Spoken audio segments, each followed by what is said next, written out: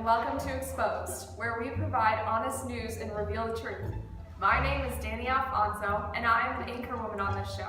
This is my co-host, Debbie Riggs. We will be your go-to for any breaking news about this year's election. Thank you, Danny. This time on Exposed, we are covering the 2016 second hour AP Gov election.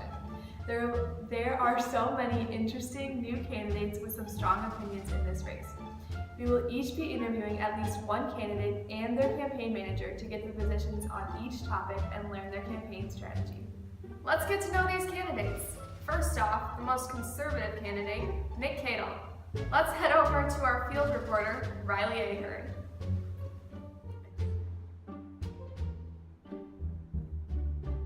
Thank you, Danny. We got a little insight to his campaign after interviewing his campaign manager, Taryn. Taryn says that the campaign is going good, and their strategy is to create a lot of advertisements since we have the money to pay for them. According to Taryn, Nick is a great candidate because he's popular. However, he had no comment on Nick Cadle's economic plan. Let's interview the candidate himself. I'm for it. I think the government should continue to keep funding it because some women make mistakes and they shouldn't be have that problem held against them for the rest of their lives. I would keep mobilizing troops, but eventually this problem has to be terminated. I think it would save us money because we lock up a lot of criminals for marijuana. It takes a lot of money to keep criminals in prison, even though they just smoke weed. It's not that big of a deal. And Colorado, with all the money they've made, with all the jobs, 13% of the money from marijuana goes to schools and education. So. Nick Cadle seems to be a strong candidate going into this race. His very strong enthusiasm shows through, especially regarding his paper, which was done only the day after it was assigned. He seems to be ready to take on the other candidates. But let's talk about his limp. How did Nick Cadle really break his leg? I don't know, Debbie. He seems suspicious. When I talked to his campaign manager, Taryn, he told me that Nick broke his leg fighting. Seems to me he broke it running from the truth. But let's move on to our next candidate, the moderate conservative Mackenzie Johnson. Over and out to you, Riley. Thank you, Debbie. This candidate's an interesting one. She has strong opinions on these topics. We asked Mackenzie about the issues, and here's what she had to say.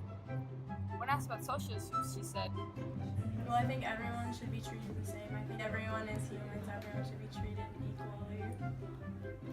When asked about national security, she said, no, I think we should increase military expenses.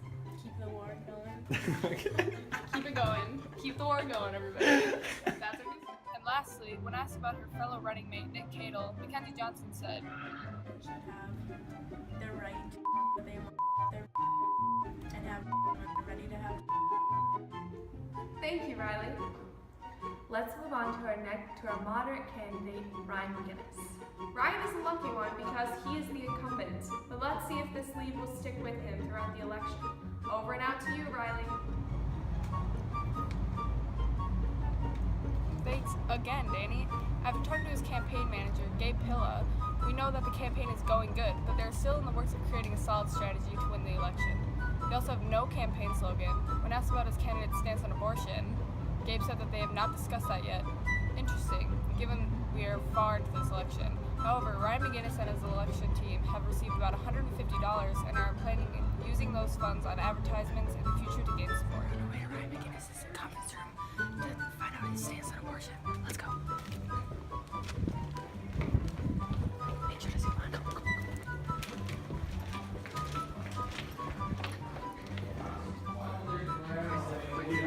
There he is. Ryan McGinnis, what is your stance on abortion?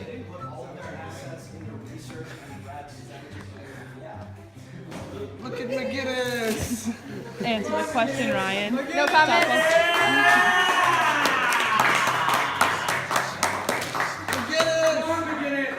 McGinnis, say your slogan. No comment. No comment. No comment. No comment. We're out of here.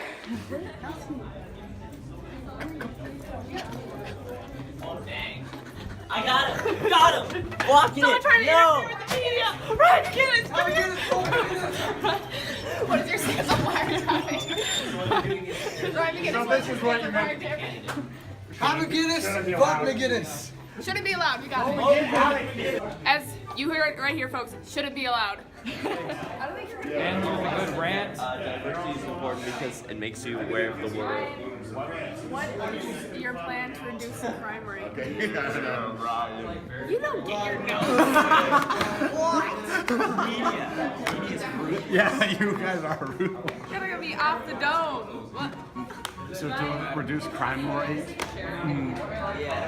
we'll have law enforcement protect themselves, but use non-lethal force if necessary to keep order. Ryan seems like a strong candidate. He looks to be very passionate about this election, but his and his campaign manager, Gabe, aren't on the same level. However, when we tried to catch Ryan off guard, he didn't have much to say about the topics at hand. You're absolutely right, Debbie. It seems like they're taking advantage of the fact that Ryan is the incumbent. The campaign manager and the candidate need to communicate before moving on to the real election, and Ryan needs to be more prepared. The next candidate is Miguel Lopez, the moderate liberal. Let's talk to Riley again and see how Miguel is doing. Thanks. Miguel's campaign manager, Jack Hoover, seems to have low confidence in Miguel. He says it's looking bleak because they have to beat the Tommy McCoy. Jack makes the claim that they won't have a chance if Miguel doesn't learn about the issues at hand, but once Miguel starts talking about a topic he knows about, he will be a force to be reckoned with. Their plan of action is to go with a moderate view to make Tommy seem way over the top. But would this plan have gone better if Jack was the candidate? Let's find out what Miguel knows.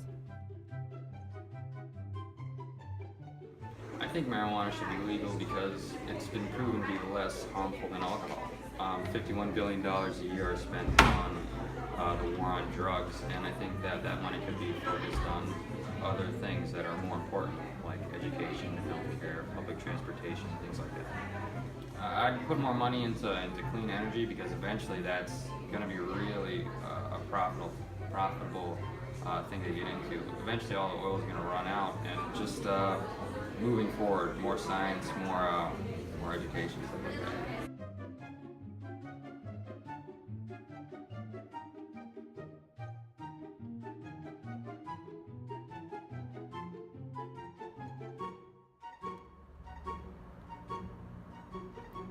Thanks. After a very confident conversation with Tommy's campaign manager, Amanda Averback, it seems the McCoy party is going to be a strong one. With many ideas of advertising with posters and videos, Tommy will be everywhere and hard to ignore. They're feeling pretty good going into the election with a campaign focused on nothing but positivity. Tommy is a hard candidate to dislike, but is there a dark side to him? Bribing, fighting, and yelling at the media to get ahead in this race is a surefire way to bring negativity into their positivity party. Let's see what he has to say. So sorry, Debbie. I believe that everybody is entitled to their privacy. I think that the government has the right to certainly extend their reach, but however, I think going through wiretapping and listening to everybody's conversations is certainly crossing the line. I think that we should be taxing the wealthy. I think that there should not be a flat tax.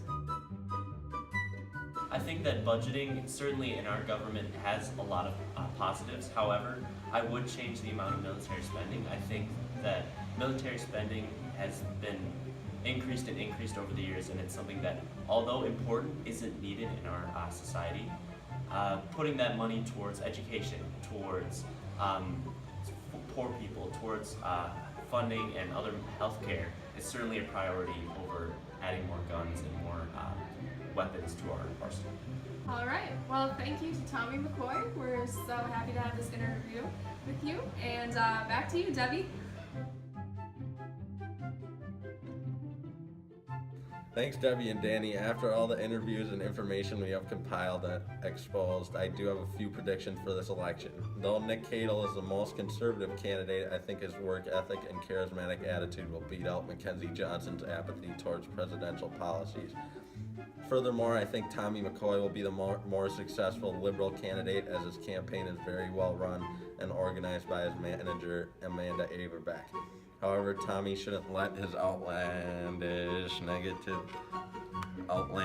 comments negatively affect his popularity, in which case Miguel Lopez's steadily growing campaign may just knock Tommy off his feet. And Ryan McGinnis shouldn't get too comfortable with his advantages as the incumbent, as we had exposed don't think he is too quick on his feet or witty. Back to you, Danny. Okay, he just stole our contract. He just. What's your stance on the legalization of marijuana? What you say, Miguel? He just stole my contract. He stole my contract.